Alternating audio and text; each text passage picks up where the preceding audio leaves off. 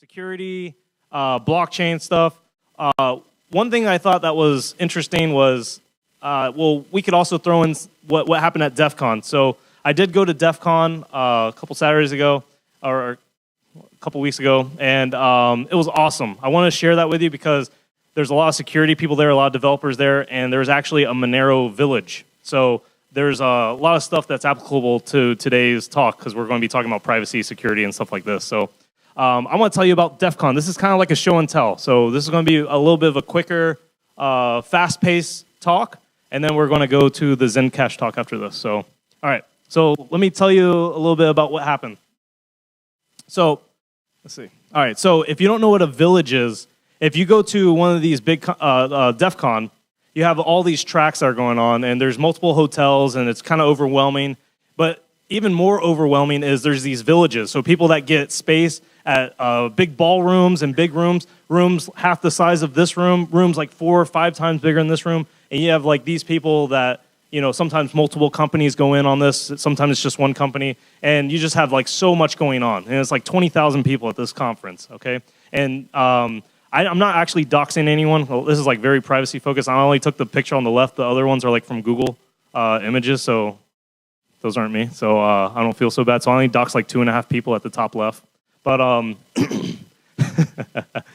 so this is just to give you an idea of what some of these villages look like. So the top right is like a big room with like circle tables, teams working together. The one on the bottom is just like a bunch of people hacking on whatever. And then the top left, I want to talk to you about what that was. So I randomly walked into this big room, and they're explaining a Fox and Hounds competition. If you don't know what that means, I didn't.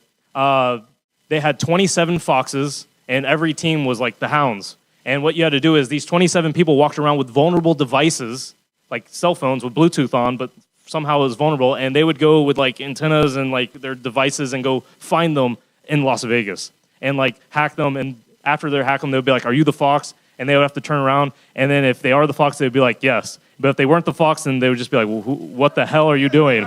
And so some of these foxes, right, they all have hotel rooms too. So there's no hours of this competition. So people were like walking through the hallways and be like, "Oh, I think it's this room," but you weren't allowed to break into the hotel room. You just take a picture of the number, and then you would say like, "Look, I hacked them." So I guess they probably put their phone near the door, you know, whatever, because this was a 24-hour kind of style event. So, yeah, you would have to like walk the strip. You would be walking around, figuring out where these people are. So there would be like these competitions happening, like within the room. So you had like all these kind of missions, but then you also had to hunt down foxes.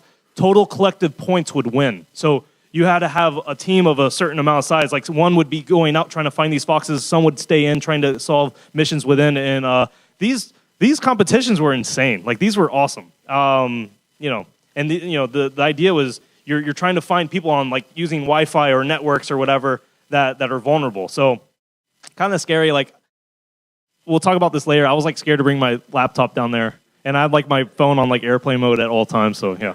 Anyways. So another thing that I thought was interesting is like they weren't just hacking like phones and routers and stuff. They're also hacking like washing machines and like refrigerators. Like a lot of these smart devices nowadays that are connected to your router. Like just imagine like a hacker like gets to you and they're like, "Oh, I want to shrink his clothes. I want to put that stuff on high." You know, it's like you never know. So it's kind of interesting. Something funny that I heard about is last year they like replaced the firmware. They completely pwned this refrigerator, and at the end of the Defcon conference, they like returned the refrigerator. So like I feel bad for the person who ends up like buying that refrigerator. It's probably like not even going to work. But anyways, yeah, it was really cool. So like the whole like voting machine stuff and like hacking those, like, oh, I already knew that you could hack those things pretty easily. But the other things were, I think, a little bit more interesting. Just to give you an idea of some of the other villages that existed, there was like one village that was just this big open room where people were like, there's like open soldering kits. You just go in, like solder stuff. There's like a lock picking room where you just go in. There's like I don't know, 50 tables of people just, you know, getting together and picking locks. So, you know, it's just all kinds of security, physical, digital, everything. So it was really cool. And then there's like social engineering kind of hacking where you could try to work your way into the conference by faking the badge, and whoever did that the best actually like won a prize or something. It was kind of ridiculous. Yeah, so this is what the badge looked like. So the badge was actually like a smart Game Boy kind of like open face Raspberry Pi looking thing. So if you'd like have to like ethically hack, and then things would turn green, and then if you didn't ethically hack, it would turn red, and you had like the security guard chasing you down. If you notice at the bottom right, there's like 3 pins. Okay, you could actually connect this to another badge, and then you could like work together in order to like solve this like dungeon scroller kind of thing. If you plugged in a USB cable, which I was scared to do because I don't trust anything at Defcon, then like you could see like this kind of like text edit. You know, you would get like this text scroller where it would give you like more information. The more you unlocked, it would give you like more information at each level. So I thought that was kind of interesting. So if you notice, these badges have no names. They're very like high tech, and this is like the whole thing about Defcon. It's very like privacy focused. Talked to so many people that wouldn't even give me their real name. Like they'd be like, "Yeah, my name's Salt," or "My name's like Wire," and then I'd be like, "Okay, Wire," and then I'd like talk to them, and then like his friend would come, "Hey, Peter," I'd be like, "So much for your like, you know." Oh.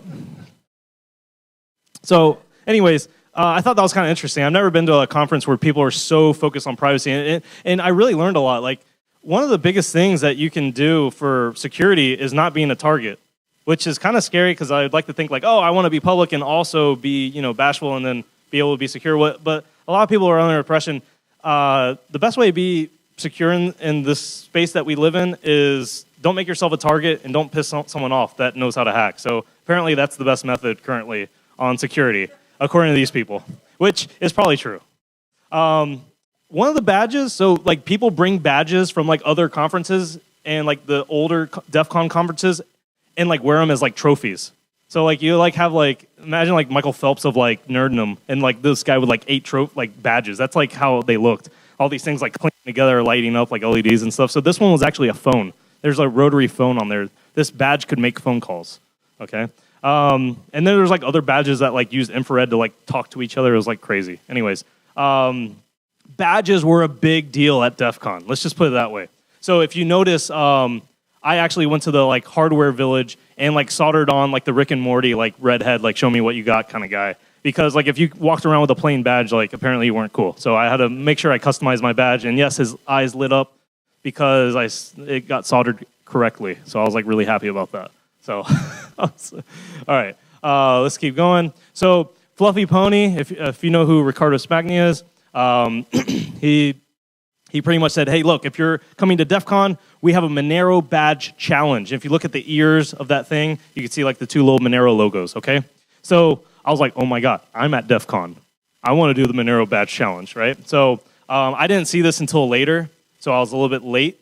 The Monero village was already closed, but if you look there, it says plus info desk. So I was like, I'm going to the info desk. So I went to the info desk, and guess what? They had like 10 challenge tokens left. I was like, yeah, I got a challenge token. So I was like, all right, what now? What do I do with this thing? Like, how do I convert this to a badge? You know? So if you look back at his tweet, it says more info at monerobadge.org. Okay, well, that's good. And something funny about this is when I went up to the info desk, I was like, hey, do you have like a token for? They're like, oh, you talking about the Monero badge? I'm like, yeah. So they hand it to me, and apparently like you had to like know to ask. They just weren't out. And then like 10 people around me like, oh, I want one too. And then like they ran out. So I felt like, oh, almost didn't get one. So, but you know, anyways. So I'm going to talk real quick about the Monero badge challenge and what that kind of entailed real quick, because this was kind of interesting. So if you notice, the front starts with 70 and then 65, 6C, 63, that kind of stuff. If you notice okay, so let's keep actually. All right, so that's the front. The back of it looks like this. Okay, if you know anything about like computer science and hex and decimal stuff, you'd be like, oh, this is probably like a byte array. All right, so that's what I assume. And then you see like 3 Twitter handles right here. So then you could like stalk these people on Twitter maybe for more clues. Okay, so I did that too. And so you have the front, which says this, and the back that says this, and then you have the website. So I checked out the website, and if you notice around the edge of the coins, it's all blurred out. So I'm like, it's not necessarily clear that, you know, what, you know, if the information is the same or not on all these coins. Like, did I get the coin that's going to be different than, like, this was not, like, the one thing I like about DEF CON is you kind of just get thrown in and you don't, like, know what to do and, like, nothing's explained. I think that's part of the fun of DEF CON is not having everything explained to you. So I thought that was also kind of cool. So pretty much, let me just summarize what this was. Is step 1, get token. Step 2, decode secret message on front and back. Step 3, use the same key to encode a unique message and tweet us the encoded string. And step 4, we'll send you an encoded message with our location, which I think is like, if you win the challenge, then they would like tweet you back something or send you back something where if you would know the location of the after party. So if you didn't know really how to do this, then you wouldn't know how to get to the after party or something. I think that's kind of like how it worked. I wouldn't know because I didn't stay. I had to come home early from Defcon, so that was a little bit unfortunate. But let's keep going. So one thing to notice here is, so we're gonna decode this together, everybody. Is everyone ready? We're gonna do this together as a group. All right. So one of the things is it says front. So what that means is the front needs to be decoded before it can probably be useful. These are things that I'm kind of deducing as I go. So and then also kind of helps that my key originally, or my token originally had a key on it, which kind of helped me understand like, okay, this is probably a key. So I kind of feel bad for the other people who didn't get that because I kind of, that, clicked right away for me. So if you notice, so let's keep going. So I checked out the website, crossed out, now I just have the front and back. And if you notice, every like fourth or sixth, depending on how you look at it, is like physically bigger. These numbers and letters are physically bigger than the ones in between. So I was like, ooh, maybe this is like some kind of pattern and I've noticed this, Oh, interesting. So I have those in red. And just to give you a little bit computer sciencey background, like how this data kind of looks as far as bits and stuff and what hex means, just for the people who don't know. 4 bits is a hex character that can be represented 0 through F. So you can have 4 zeros and 1s that can represent all those. And then you can have, if you put 2 hex characters together, you get a byte, which is 8 bits. So you can think of like that 7-0, that 6-5, that 6E, just a easier way to represent either 8 zeros or 1s combination. Okay, so it's just an easier way to do that. Now, if we look at 70, that was the first number, and we look at like a hex ASCII decimal chart, that's actually a lowercase p. So this is the HTML, the decimal, and the hex, equivalent of all this stuff. So you can go through the whole kind of like ASCII chart and then be like, okay, what do I have? So the front actually comes out to this. You might be wondering like, okay, I see spaces in there. Is that on purpose? And you're like, yes, that's because if you look at the 20s, so I have arrows pointing to the 20s, those are actually spaces in hex. So that's why this is what I get when you just kind of do the straight, conversion to like, what does this look like as far as like plain text? Okay. All right. So I was still like under this idea. Okay, but still, there's this idea of, maybe it's like a byte, and then it's like a Unicode byte, like a 2 byte kind of letter or something. Like maybe they interchange, but wasn't really getting anywhere with that philosophy. So one thing to kind of think about is it's easy to waste a lot of time on this and then like kind of get discouraged on the path you're going through. And I think what the key skill to have when you're doing this is be able to make smart deductions. Like, that's stupid. I probably shouldn't go down that path. This is more likely I should probably go down this path and kind of stick with it. So kind of like take a step back and then look in and be like, why would they do this? That they probably wouldn't make it that complicated, or they probably would make it more, those kind of things. All right, so I kind of decided, through deduction that the big letters were probably just there to help you stay coordinated when you wrote down the actual letters and numbers. So I kind of went with the idea that, these letters and numbers of different sizes probably had no meaning actually. All right, so I have a bachelor's of science in IT systems and security, and this actually kind of came in. It was actually kind of helpful. So one thing I learned when you're trying to decode or encode something really random, like what we just saw on that previous screen. Here, I'll show it real quick again. That is, there's 2 kinds of methods of decoding and encoding. One is called substitutions, and one's called transpositions. This is at least what I learned. If it's wrong, then you can blame my school. All right, but substitutions is the idea of, okay, let's say I have a bunch of the whole alphabet A through Z, And then you take every single letter and map it to another random character. So like the A's would be the G's, the B's will be the Z's, the C's will be the P's. You know, you just kind of just scramble it all up in like a random fashion. Now, the other one is transpositions, where you do something a little bit more uniform, where it's like, okay, I'm going to shift everything 3 characters to the right. And so all my A's will now be, you know, like D's, and all my B's will be E's, and et cetera. So one way to kind of tackle the first kind of example I gave, where you just kind of randomly map like all the A's to this one, all the B's to this one kind of thing, is a frequency analysis. So what you do is you take a big, large group of text, and you kind of just look at all the letters, and you say, well, I know in the English language, E is the most common letter, okay, when you're looking at text. So you'd be like, well, whatever letter comes up the most often, I'm going to assume is an E. And I know the second letter that's most common is A. So I'm just going to take whatever is the second most common and just map that to A. And you kind of just do that through brute force and guessing until you come up with something, you know, some kind of pattern that makes sense. So that's the idea of frequency analysis. The other idea is that I learned was Caesar ciphers, which is just like moving like the alphabet, like if you have like, you know, all the A's, just kind of moving everything 3 letters to the right. So it's kind of like a more uniform kind of change. And then to decode that, you would just move it back the other way. So if you look at this, it's not much text to do a frequency analysis again. So by, you know, being smart and trying to make, you know, logical deductions, I wasn't going to do a frequency analysis against this. I was going to do something more, it looked like something more that I could do, like a transposition, and I tried Caesar cipher first because that's what I'm most familiar with. So, tried a Caesar cipher, and this is what it looks like if you want to see what that kind of looks like as a graphic. And I tried shifting it 13 letters to the right or left, because, you know, there's 26 letters in the alphabet. I don't think it matters. But shifting it 13, you actually get that to say crypto means crypto, MEA. Which I was like, yeah, I got the front. That's actually like English. I got somewhere. Like this was like a big moment for me, you know? This is a big moment for us. We're doing this together, right? So it's a big moment for us, all right? So we figured out the front means crypto, MEA. Now, who's big on like Monero memes? Okay, like me. All right. No, but come on. Has anyone ever heard of MEA? So like MEA. Come on. All right. So I thought this was like the Monero Enterprise Alliance. All right. So this is me not being smart. This is me like thinking too much into it.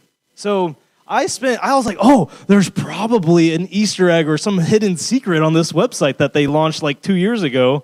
And it's, you know, this was like a parody website that made fun of Ethereum Enterprise Alliance. They made the Monero Enterprise Alliance. And I was like, oh, this is so like Fluffy Pony to do something like this. You know, maybe this is like, you know, the route I should go down. This was the wrong choice. Okay. I wasted many an hour thinking that was actually MEA, Monero Enterprise Alliance. Okay. So when you look at this again, you can easily see like, oh, it's probably just a repeating key, okay? It probably was just a coincidence that it ended with MEA. So it's like crypto means, and then it probably was just crypto means, etc. So I was like, oh my God, this is definitely probably just a repeating key. Let's be smart. Let's take a step back. Not everyone at Defcon knows blockchain-specific humor. Let's be smart about this, okay? All right, so I was like, we probably have a repeating key here, all right? So the front is a repeating key, all right? That's what we're going off of, and this is like the smallest unit of the repeating key. So this is what we're going to use. And if you shift it 13, because I did get slipped up by using the original, hex characters, so you have to also shift that 13 from previous, and you have to then use some kind of magic to then traverse that through the whole like byte array, which I was like, oh my God, now what? You know, because if you think about the first letter C goes to the 20, the second letter goes to that, and then you just repeat it through the whole entire thing. So I Google like repeating key cryptography, because this is a little bit, I'm definitely rusty on this. This is like, 7, 8 years ago, whatever, when I was doing stuff like this. And XOR comes up. So I'm like, oh, maybe it's XOR. So if you don't know what XOR is, 0 and 1 equals 1. 1 and 0 equal 1. 1 and 1 equals 0. And 0, 0 equals 0. So you just kind of like line up the bits, and then you just kind of get something new. That's called like an XOR kind of output of, it's like a bitwise operation. So don't worry if you don't really understand that, but we're going to keep going because we're kind of going long. So did some magic, and it actually went through the byte array 3 times, and we got some plain text. Congratulations, we're almost there, everybody. Are you feeling this? She's feeling this? You feeling this? Yeah, you're feeling. All right. We're almost there. Okay. So this is kind of weird. So it's like it went through successfully 3 times in this byte array, and then like the last couple times it should have went through, we got like garbage. So it said cryptography, the practice and study, and then blah, right? So it's like, what the heck is going on? All right. So I felt like this guy. And by this time, where I figured out that, you do an XOR kind of relationship to the front to the back, there's already 3 winners that posted their thing on Twitter. I was like, dang, I wanted to be the first one, but, now I just want to finish the race. You know what I mean? So then I see this guy the next day. So I actually just like, all right, I got to go to sleep. It's like late. I want to go to Defcon tomorrow. And this is like, I don't want this to consume my whole time at Defcon. So woke up early, went to the Monero village, saw this guy, and he was like, "Oh, did you get it?" I'm like, "Yeah, I got it." And then I kind of was like, "Oh my god, he's going to know I really didn't get it. I only got like half of, I got it. I kind of got it, Ricardo, I mostly got it." Anyways, so I kind of felt bad, so I was like, "Oh, I gotta go back to my hotel and actually get this done," because I was too scared to bring my laptop to DEF CON because I didn't want to get hacked. So it was like 106 and 109 degrees. It was really hot, and I was wearing jeans. All right? So everyone just calm down, and I'm going back to my hotel, get my computer, figure this out. All right? So this is like me going back to my hotel, trying to finish the race. All right? And not miss like DEF CON, because I also wanted to like go to the DEF CON stuff. All right, so what I figured out, just kind of monkeying with it, is this is not really a true repeating key. If you take out the space right here, it actually works. I was like, oh my god, like that's crazy. All right, so I figured this out, and then if you do that, you get the whole thing. Cryptography, the practice and study of hiding information. This altogether probably took me 8 and 9 hours to figure out. So finally figured it out, sent out my tweet, got my badge. It was awesome. Really happy about that. Yeah. By that time, I think there's probably already like 50 people or so that completed the challenge, but I was just happy to win. And then I was like, all right, I know I'm only supposed to take one, but I like collectibles, so I took all of them. So I took every like unique coin token, and I was like, let's figure out what these say on the back of them. So one says, cryptography, the practice and study of hiding information. That was ours. Crypto, Superman's pet dog in the popular comic, cartoon, and movie series. And Cryptosporidium, a protozoan that can cause gastrointestinal illness with diarrhea in humans. And then one said, cryptocurrency, digital currency that uses, and then it was like, blah. And then like, I think even the people who made this event got confused. So I kind of monkeyed with that a little bit. I think it was supposed to say cryptographic transactions. So anyways, I also used this site called Crypty that helped. I found this like halfway through, so I didn't have to like use Python to kind of do this. It helped with the automation, so I could guess a lot of different things quickly if I had an idea. So it was easy if you had an idea to throw it down real quick just to see if you could get anywhere. So I was using this site, and then I was like, oh, I want to see what other people are saying. So this guy posted out, and I was like, I want to decode yours, and it said jet fuel can't melt steel beams. I was like, okay, this guy's like a 9/11 truther or something. Okay, great. I was just like randomly like decoding these messages, so I thought that was kind of funny. And then so in recap, and I want to end here. The big letter confusion slowed me down. The MEA confusion was evil, and I know Ricardo, if you watch this, I know that was you that thought of that. That was really mean, and that little uptick, that little sign right there was supposed to give you a hint that it was an XOR. Someone told me that afterwards. I was like, oh, I didn't know that. 'Cause I didn't think about that. And then the repeating key confusion was weird. I don't even know if that was on purpose. That might have just been there to just be like, Monero's mysterious. I don't know. But anyways. But this badge is cool. So I want to have... So this badge right here is what I won. And you can play like 2-player Snake on it. It's got like all kinds of emojis that you can program on here. You can like hack it, put like random stuff on it. It's awesome. So I was really happy to win that.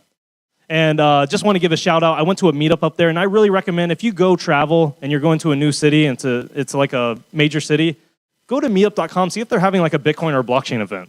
Sometimes you'll be surprised. Sometimes they do. And I met some really great people over there. Just want to give a shout out to Chico, who's like a comedian, and he's also like in the blockchain space. He's awesome. Kenneth Bozak, which is just some guy in life. He's just living life, going to conferences and hanging out with people and being awesome. And yeah, Crypto Goddess, who was running the meetup over there. She was awesome. Yeah, Super 3, which is Sean Wilkerson, who works in this building. I met him at Defcon as well. We hooked up at the hotel, and then we went around exploring together. And then Fluffy Pony, I'm not sure. I think he's somehow related to the Monero project. I'm not really sure.